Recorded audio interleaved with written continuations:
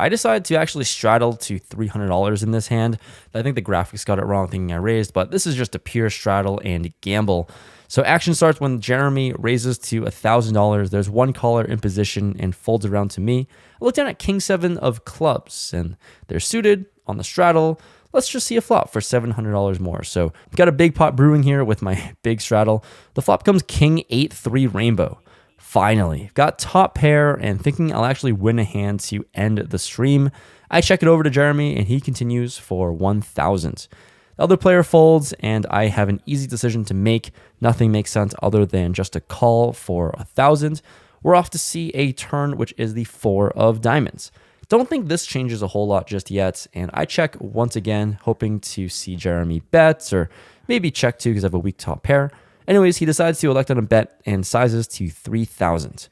Once again, I'm not going anywhere. Certainly starting to feel a little cautious and wary of maybe being up against a better king. But for now, look, not going to be folding on the turn just yet. I make the call and hopefully win a good-sized pot. In the river comes the 7. Bink City for me. I have 2 pair now and thinking that I am very much ahead. Certainly could cooler good hands like King Queen, Ace Queen, King Jack, hands that I can get a lot of value from. And I decided to check again, hoping that he'll value bet a good king or just bluff with his air.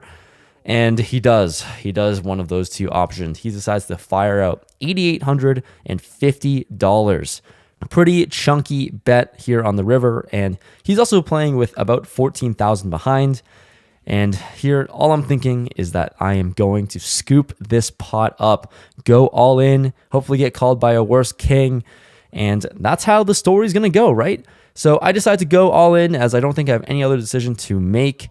And he snaps. And he has 5-6 of hearts. And I lose because it turns out the river was a huge bink for Jeremy instead.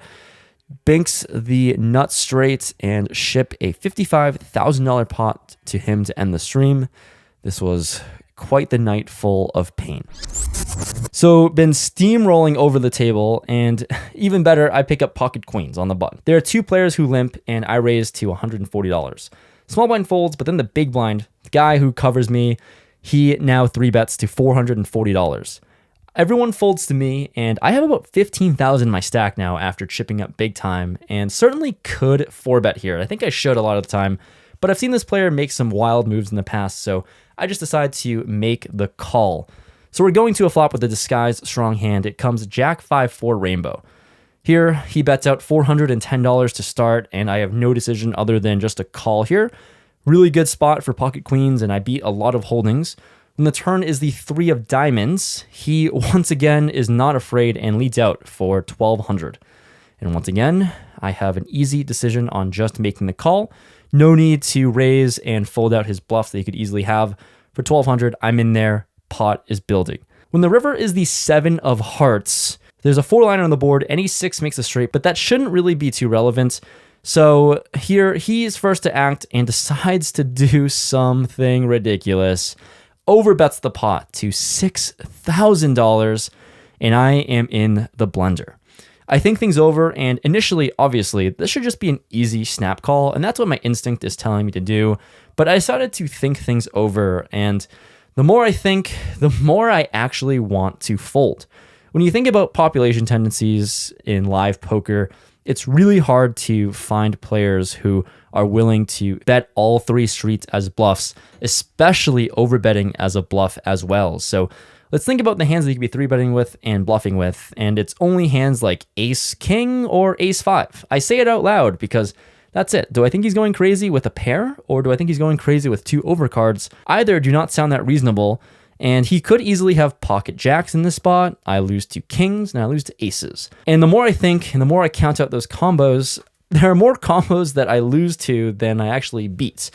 So, I don't know. Maybe I talked myself into a fold here, but I really want to, and I actually end up letting it go. One of the other main decisions that I wanted to fold was if I call and I'm wrong, then I'm actually only up like $1,000 in the session, and I'm up a really good amount as well. So maybe playing a little bit scared, wanting to lock up some profits, I fold face up after thinking about it for many, many minutes.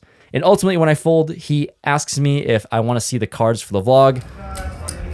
You want to see it? Sure. That'd be good for the vlog. Yeah, I beat ace-5. Nice bet. Oh, God. Gotta give credit. He had one of those hands that he was going crazy with and did. If I called, I would have won so much money, but I folded. So nice hand to this gentleman. Really ballsy bet by him on the river and got me to fold a hand that I basically never should have.